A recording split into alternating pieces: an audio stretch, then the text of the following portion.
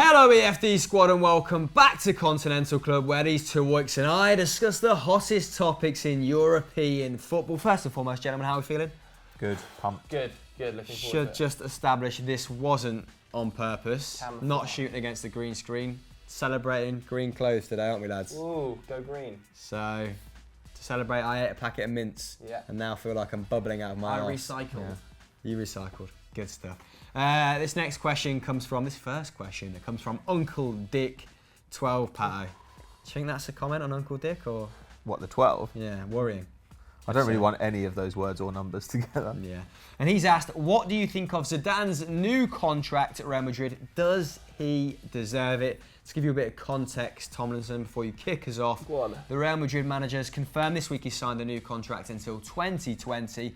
However, weirdly, in that interview insisted it doesn't mean anything. I go match by match, and history would suggest that he's correct. 6 months after Ancelotti signing a new contract, he was given das Boot, and Mourinho signed a new contract extension a year before leaving in 2013. So, for the sakes of balance, do you think he deserves it? I'll say he deserves it. Right. Good, Look, he might not be on the best form this season, but I think that dip coincides precisely, and it's not a coincidence that Cristiano Ronaldo's lack of form has seen a massive drop in goal scoring. I think they're on for their lowest amount of goals in 10 odd years, 10, 11 years. I think they're going to hit 70 this season. But I just think that when you win back-to-back Champions League, I think he's won 8 trophies at Madrid, that deserves a new contract. I'm not really sure how much more he can do. Okay, he might not be playing the best sides. He might not be playing Pep Guardiola's Barcelona. He might not be playing the great Atletico Madrid sides under Diego Simeone. But still, he is consistently winning matches. 71% win record at Madrid. And he's brought through a different style of Madrid. And I think that's going to take a little bit of time. And maybe now is the transition period. Now it's finally happened where they're not signing Galacticos anymore. They're looking for that young Spanish contingent. And at some stage, they were going to have to drop off if they wanted that to work. And I think we're seeing it right now. Okay. Pato, do you think this is a result of being 16 points behind Barcelona, more so to the point? It's how bad a third year he's having as opposed to maybe not being in touching distance with his rivals. Yeah, I mean, you expect that sometimes Barcelona are going to beat you. The question of whether he deserves it, sorry. Yeah, you expect that Barcelona are sometimes going to beat you to the title, but they have kind of cratered this season. Yeah. On the other hand, I think when you watch them, you see them generally restricting their opponents to pretty poor chances and having a lot of good chances themselves. And for whatever reason, Benzema can't finish this season. Ronaldo can't finish it this season. Bale's always injured. So I think they've suffered in those regards. Plus, I think Barcelona have sort of had the opposite sort of luck. They have been good, but I don't think they were so good that like after 10 games they dropped 2 points. I don't think that was a reasonable reflection of how good they've been. I thought Messi and Ter Stegen were pretty much superhuman for the first kind of third of the season. Barcelona actually having their fewest shots per game since 2013, I believe. Yeah, I mean, but that's the thing. Like Barcelona, while we say they're not a superhuman side, they have been accruing points like a superhuman Barcelona side. They've been getting points at a really high rate.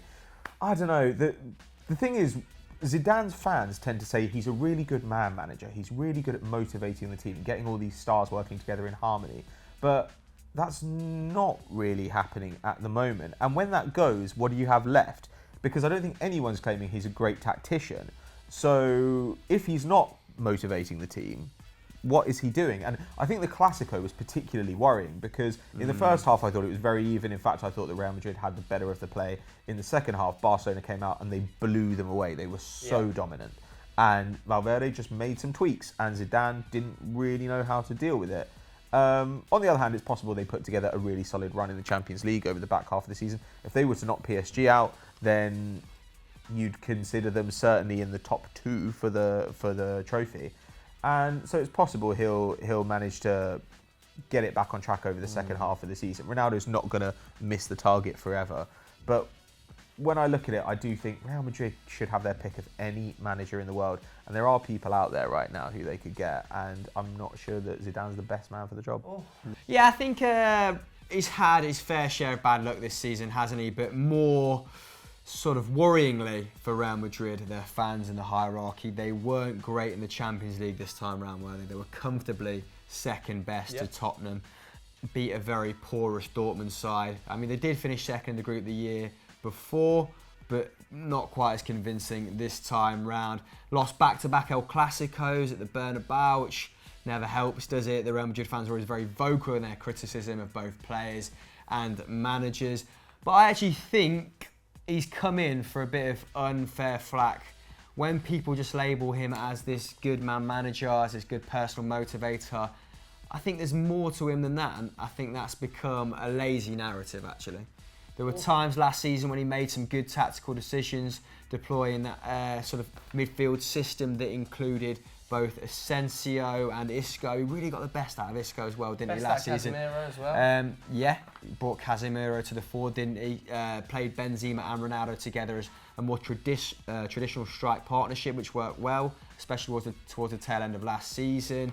He managed to negotiate with Cristiano Ronaldo in order to bring his minutes down, but then again, that does point to him being a very good in sort of dealing with the players on a personal level. But I think he does deserve it. However, if he doesn't qualify for at least Champions League football this season, then that is pretty harrowing in terms of Real Madrid's modern history. Guys, how long does Zidane have to turn things round? Let us know your thoughts in the comments below.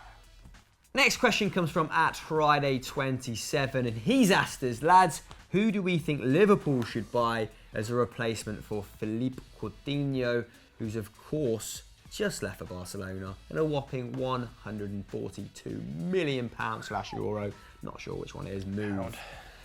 Patrick Van Straten, come at me. Not literally. I think everybody who's been linked with them would be a f***ing stupid signing. Look. Well, okay, that makes it sound like I'm saying they're bad players. Raw but they're business not, now. yeah. Raw business. Like, okay, Mahrez, really, really good. Lamar, really good. Those guys would be great for Liverpool, but actually not what they need. Like, they've got 3 attackers, and I thought they were at their worst this season when they were trying to shoehorn all 4 into the starting lineup. When I saw them play with Coutinho, Firmino, Mane and Salah at the same time, I thought they were all over the place. I thought their balance was horrible. I thought they couldn't decide who the ball was meant to progress through. It didn't work at all for me, and I think they need to go to a 4-3-3. And as a result, I think they should spend that money on a defensive midfielder who can distribute, and then, you know, I'm sure we'll talk about the back line as well.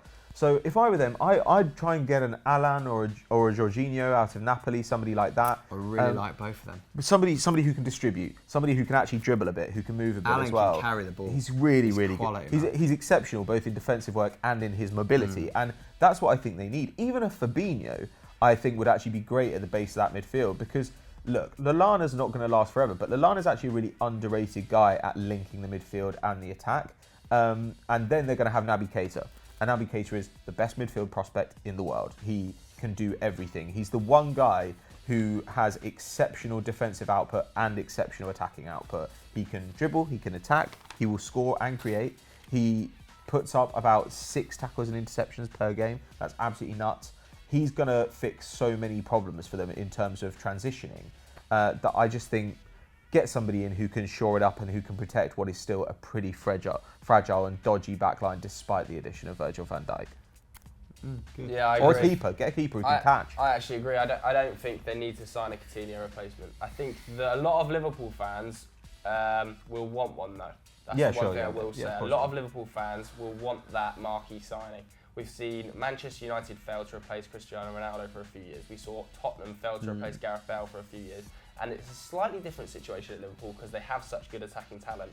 But I think Liverpool fans will want to see a marquee name come through the door and go, look, this is the man that replaces Coutinho. And that's probably, I agree with you, the wrong way of thinking. But I kind of think Liverpool might do it. But they're not stupid, right? The Liverpool fans know they've just spent £75 million on Virgil van Dijk. They're not expecting someone of a similar calibre to Coutinho to come through the door, but someone just to make that squad better, more coherent. Yeah, I agree, but I think unless it is in the same sort of role as Coutinho, they're going to be like, consistently, where's our replacement? And I think you could argue that they might be right. I agree with Pato. I think the money is better spent on a centre-half to partner Van Dijk, a left-back and a goalkeeper. For me, I know that they also need a defensive midfielder, but I kind of I'm interested to see what formation Jurgen Klopp plays. How does he deploy Naby Keita before they look to sign a defensive midfielder? Because he might use Keita in a certain role that we're not too sure about. I really like Lallana as well.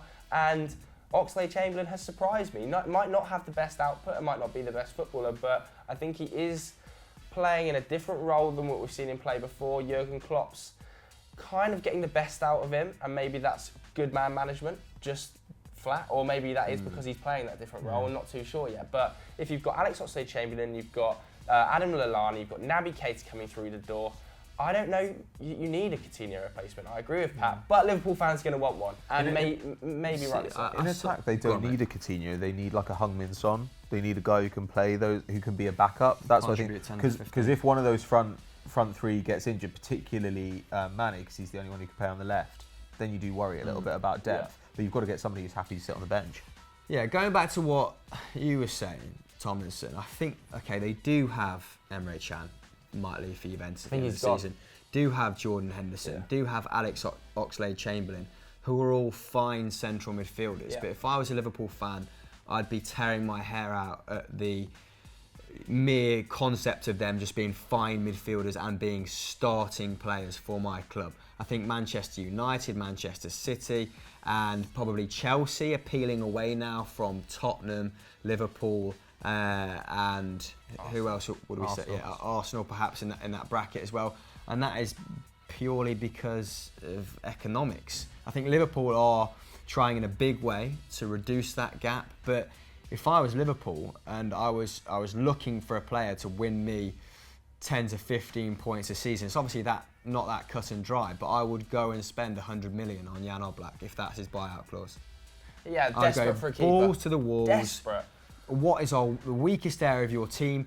We always say Jurgen Klopp's teams are more than the sum of their parts, right? Yeah. They work better as a cohesive unit than other star-studded outfits. So if taking that mentality, if you're only as good as your weakest position, as obviously goalkeeper, I don't want to batter, Mignolet, hang him out to dry because other people do that enough. But he is easily the weakest part of that team, 100%. Probably along with Dejan Lovren. So spend 100 mil. Yeah. On Oblak, and then in the summer, if it means you bring in another centre-back then, have 6 months to plan, play Matip next to Van Dijk, then fine. This is my point about Liverpool fans wanting a marquee signing though. I think they are... I know they've signed for £75 million. You said replace someone in the same position. If they'd accept, if you said to them, right, our Coutinho replacement is Jan Oblak, then I think the smart fans would be like, that was great. The smart fans would be, but the smart fans are the 10%. No, I agree. And I think that... Maybe that's harsh, but I think that's the general rule for all football fans. That we want a replacement for like and like. We've lost him. We've got to get as good, if not a better player in. And I just don't think they need to. Man, clubs just need to say fans sometimes. Like they need to say you've got to rely on the fact that we know what's best. This is our job. And in Liverpool's case, I think they've actually got a really solid track record over the last couple of years that they can point to and say, you know what, we have signed really, really well. Shut up and let us build a team for Klopp. That is a sensational success story for FSG, isn't it, Coutinho? Yeah. Bought in for 8.5 million by Brendan Rodgers. Shout out to my boy. Sold for £142 million. Yeah. But guys, would Jan Oblak be a sufficient replacement? Let us know in the poll just above, and if you've got any other shouts, let us know specifically on Twitter with #Continental Club so we know you're watching. Loyal game. If you are watching. Right, on to our last section now, which we're calling Match in Focus apparently, where we preview the biggest game from Europe that's happening this coming weekend without a shadow of a doubt. Our tie comes from Serie A this time round. It's Inter versus Roma. What's Italian for salivating, Pato? I don't know. Salivetti. Not far. I believe he's nailed it. Yep. But yeah, it's on Sunday, 7:45. Probably won't be back for it, will we? Going to Dublin for a top secret mission. John Bad mission. I wasn't going to tell him. But 3 points separates the two teams. Roma have a game in hand, lads. Inter are third, Roma are fifth. Inter, a bit of free fall recently. 9 points behind league leaders Napoli after only picking up 3 points from their last 5 games. Joe, tell me a little bit more about the Nerazzurri and their woes. It's a shame, isn't it? Because I remember sitting, I can't remember if it was a Continental Club or a Sunday Vibes, but a few months ago saying, oh, finally, Inter are going to challenge for a Scudetto. Yeah. Spalletti's got on fire and on all cylinders. It's great to see an Inter We all Milan were. team back at the forefront of Serie A. But since then, it's all started to unravel a bit. The thinness of that squad is starting to be exposed a little bit. I think they've scored 2 goals in their last 7 games in all competitions. 5 games of those have actually been 0-0, or have they failed to score effectively. Although one of them I think was going away to Juventus. Yeah, it which was. is a tough fixture. But nevertheless, so reliant on Mauro Icardi still, and it's starting to show a little bit. Both of those goals, the 2 in the last 7, have come from Icardi, and they're basically rinsing him at this stage. He's a young player still, but his career, if he keeps going at this rate, is going to struggle. I mean, we've talked about Jack Wilshere in the past. These young players that are just getting paid every minute of every single game. Sure. By the time they get to 30, they're really struggling with fitness. And I've got major concerns about Mauro Icardi's knees by the time he's 30, because he's never dropped. And I think you had a stat, or what was the stat about the 90 minutes? He's played every 90-minute game. He started every game this season. He's only played under 85 minutes in 1 game. And I can kind of imagine, I don't know the statistics straight off the back, but that's been the case for the last 2 or 3 seasons. It's just getting a bit too much for him. Inter's squad is starting to get exposed a little bit, but this is going to be a hell of a game. And Roma themselves have got a point to prove, so looking forward to it. Well, hopefully, this will be a hell of a game and it won't resemble anything like those draws you're talking about, because in the previous encounters, don't know how many, it doesn't say here, only 2 0-0 draws in 46 games. They've averaged 3.5 goals. Ooh. Roma, Eusebio Di Francesco. How's he doing? What do you think to him? And what do you think to their chances in this game and in general? Well, he steadied the ship a little bit after a dodgy start to the season. I still think, obviously, they're missing Mo Salah, though Perotti's been playing well as well. Dzeko's form has decreased a little bit. They're still very reliant on Nainggolan. I don't really like this incarnation of Roma that much. Like, I'm much prefer to watch a Spalletti side. Do we know what's happened with Nainggolan recently? Because he was in the stands next to Totti. And Well, he's when just I constantly watched... sloking and boozing, that's probably not helping. The last time I watched Roma, the commentator did intimate that he was in the stands because he was dropped. I don't know. So maybe Honestly, the fans could let us know in the comments below. But as you said, yeah, Dzeko, 0.9 goals, only 0.5 this season. They need him to bang in this I game. mean, don't they? that's still a pretty solid return, though, Yeah. especially for a guy of his age. And it might just be that that's what's happening because he's now 32, maybe. Yeah. As what you were saying about Inter's squad, I completely agree. I mean, Candreva, I think, is still the top assister in Serie A this season. Hasn't scored a goal, or hadn't last time I looked. Perisic had been involved in 13 goals in 15, and then has been involved in 0 goals in his last 5. Icardi obviously absolutely banging, so he's getting the most he possibly can out of the players he has at his disposal. But we're constantly hearing rumours about who Inter are going to go for in January, so this is something Spalletti's aware of. Definitely. I've heard rumours about Mkhitaryan, heard rumours about Juan Mata, now rumours about getting Rafinha off Barcelona, which would be a great move. So I think that he is trying to bulk out the squad a little bit because they do look thin.